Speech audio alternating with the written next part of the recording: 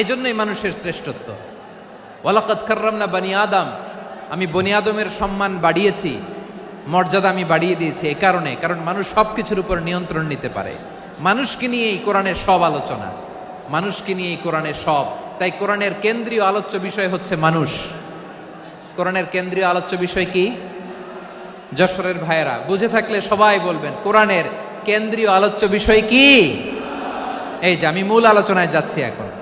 কেন মানুষ কোরআনের কেন্দ্রীয় আলোচ্য বিষয়? এই যে ভাইয়েরা, এই যে হাত জোর করে, এই যে Jessore Gen Z, the smart people of Jessore, হাত জোর করে বলতেছে, হাত জোর করে তোদের কাছে আল্লাহর দোহাই লাগে, স্টপ স্টপ। শুরুতে একবার বলেছে জায়গা না হলে আস্তে আস্তে ধাক্কা দিবা, সামনে না পিছনে, দিয়ে দিয়ে বেরোয় চলে যাও। এলইডিতে দেখো, এই যে আল্লাহর ওয়াস্তে জায়গা না হলে ওদিকে যাও। কোরআনের মাহফিলে বিশৃঙ্খলা, এটা কাফিরদের আলামত। কাফিররা শীষ দিত, শীষ। বিশ্বনবী কোরআনের তাফসির করলে কাফিররা শীষ দিত আর ক্ল্যাপিং করত, হুইসেল এন্ড ক্ল্যাপিং।